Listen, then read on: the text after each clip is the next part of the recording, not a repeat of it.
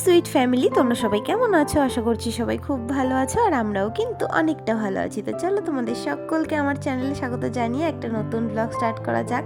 আর ব্লগটা অনেক দিনকারের পুরনো, সেই লক্ষ্মী পুজোর ব্লগ। তো লক্ষ্মী পুজোর দিন সারাদিন আমরা কিভাবে কাটিয়েছিলাম সেটাই এই ব্লগে আমি শেয়ার করব। যদিও অনেক পুরনো হয়ে গেছে ভিডিওটা, কিন্তু তবুও আমি আপলোড করছি, কারণ এগুলো ডিলিট করতে ঠিক ইচ্ছে করছিল না। তো যেহেতু বাড়িতে পুজো হবে, সকাল সকাল স্নান সেরে রিমা এখানে পুজোর জোগাড় জান্তি করতে বসেছে। আগে ফুলের মালাগুলো গেঁথে নিল, তারপর আরও যা কিছু কাজবাজ থাকে সেগুলো করছে। আর মা চলে এসেছে রান্নাঘরে, কারণ মা এখানে সুজির পায়েস করবে, নাড়ু করবে, লুচি করবে। তো সব কিছু করে গুছিয়ে নেবে, তারপর সন্ধেবেলাতে পুজোতে বসবে। তো এদিকে দেখো মা সুজির পায়েসটা করছিল, আর ততক্ষণে নারকেলটা রিমা কুড়িয়ে দিয়েছে।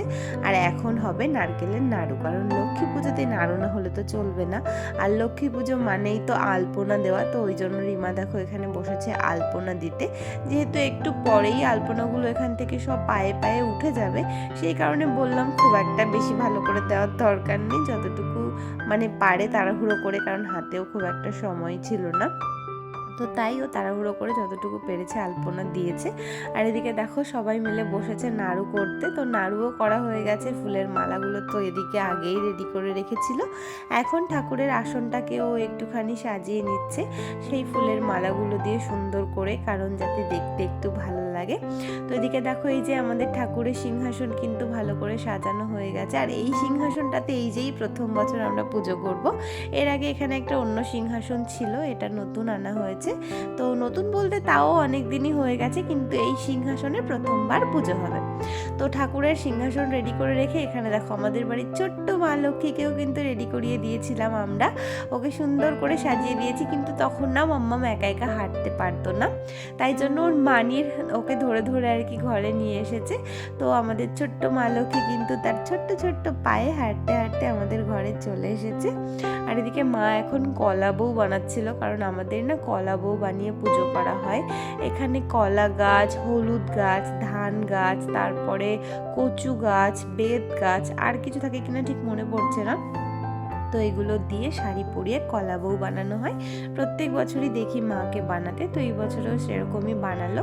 আর এখন হচ্ছে শাড়ি পরছে মা আর রিমা, দুজনে মিলে পুজো করবে। রিমা পাঁচালি পরবে আর মা ওকে সাহায্য করবে। তো সেই কারণে এই যে এখানে শাড়ি পরছে, তবে হচ্ছে মা রিমাকে শাড়ি পরিয়ে দিচ্ছিল, অন্য সময় আমি দিই, কিন্তু আজকে আমি শাড়ি পরিয়ে দিতে পারবো না, তাই জন্য মা দিচ্ছিল। আর সে কি গন্ডগোল করে ফেলেছে, মা নিজে সারাক্ষণ শাড়ি পরে কিন্তু কখনো পরিয়ে দেয় না, তো তাই একটু উল্টে যাচ্ছিল, 2-3 বার করে পরাচ্ছে খুলছে, এরকম করছিল বলে আমরা একটা হাসাহাসিই করছিলাম। আর তারপর দুজনে রেডি হয়ে এখানে পুজোর সব কিছু গুছিয়েও নিয়েছে। একটু পরে পাঁচালি পড়া শুরু হবে। আর আমাদের বাড়িতে না ব্রাহ্মণ ডেকে লক্ষ্মী পুজো করা হয় না, নিজেরাই পাঁচালি পড়ে পুজো করা হয়। ছোটবেলা থেকে মাকে দেখেছি পুজো করতে পাঁচালি পড়ে, আর আমিও বেশ কয়েক বছর করেছি। তবে আমার বিয়ের পর থেকে না আর এই বাড়িতে সেইভাবে লক্ষ্মী পুজো আমি করতে পারিনি, কারণ বিয়ের পরে শ্বশুর বাড়িতে করেছি 1 বছর, তারপরে যখন আমি বড়মশাইয়ের কাছে ছিলাম বীরভূমে, ওখানে 1 বছর করেছি, তারপরে আর বাকি 2 বছর আমি করতে পারিনি। তো এই হচ্ছে ব্যাপার। আর এদিকে দেখো এই যে পুজোর কিন্তু সব কিছু গোছানো হয়ে গেছে, আর এখানে মা আর রিমা কিন্তু দুজনে মিলে বসেও পড়েছে। তো এখানে অলরেডি পাঁচালি পড়া কিন্তু শুরু হয়ে গেছে, আর তার মধ্যেই তোমাদেরকে একটু দেখালাম যে রিমা কেমন আলপনা দিয়েছে। এখন আলপনাটা শুকিয়ে বেশ সুন্দর ফুটেছে, তো সেই কারণেই তোমাদেরকে দেখাতে গেছিলাম। তো এদিকে পাঁচালি পড়া তো হয়েছে, পুজো হয়েছে, আর এখন দেখো আমাদের ছোট্ট মা লক্ষ্মীর কাণ্ড। তো এই যে আমাদের মা লক্ষ্মী এখন সেজে গুজে বসে পড়েছে প্রসাদ খেতে। ও মা লক্ষ্মী, প্রসাদ খেয়েছো? ওরে বাবা, একা টেনে নিয়ে চলে যাচ্ছে। যেটা পছন্দ এখন খুঁজছে, কোনটা ফেভারিট। এই আখ খাচ্ছে, তোমার দাঁত ভেঙে যাবে কিন্তু। আখ খাচ্ছে মা লক্ষ্মী। আর খেতে হবে না, চলো এবার তোমার ভক্তদের তো দিতে হবে প্রসাদ নাকি? আচ্ছা বের করে দেবো, মিমি বের করে দাও, বের করে দাও। ওঠো মা লক্ষ্মী, ওঠো ওঠো। তাই যে দেখো মা লক্ষ্মী শাড়ি খুলে গেছে।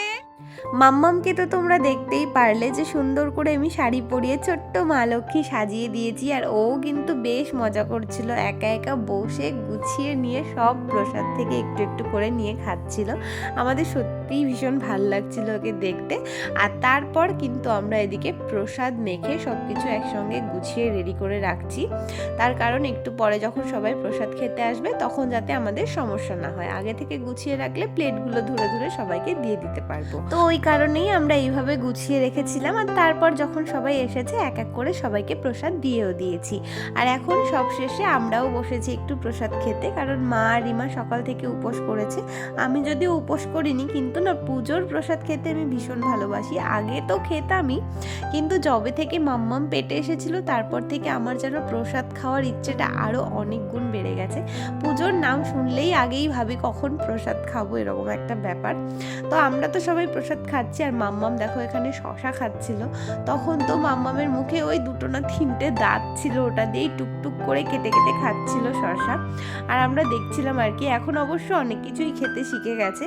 তো যাই হোক, এটা হচ্ছে পরের দিন। আগের দিন তো আর কিছুই ব্লগ করিনি, তবে এখন পরের দিন মা হচ্ছে পুজোর এই সমস্ত জিনিসপত্রগুলোকে জলে দিতে যাবে। যেদিন লক্ষ্মী পুজো হয় নর্মালি তার পরের দিন সন্ধেবেলাতেই এই জিনিসগুলোকে জলে দেওয়া হয়, মানে ঠাকুরের ফুল পাতা, তারপরে এই যে কলা গাছ দিয়ে যে নৌকা বানানো হয়, তার ভেতরে ধান তিল এগুলো দেওয়া হয়, মানে যা কিছু পুজোর জিনিসপত্র সব কিছু জলে দেওয়া হয়।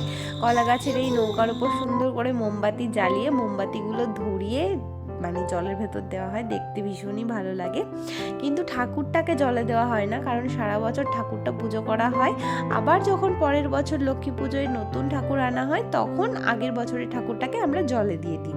কিন্তু এই বছর আর আমাদের মাটির ঠাকুর আনা হয়নি, ঘরে যে ঠাকুরটা ছিল সেটাকেই আমরা পুজো করেছি, তাই আর জলে দেওয়ার কোনো কথাও নেই। তো এদিকে এই যে সবাই মিলে এখন যাচ্ছিলাম আমরা পুকুরের দিকে, আমাদের বাড়ির পাশেই একটা পুকুর আছে, ওখানেই যাব।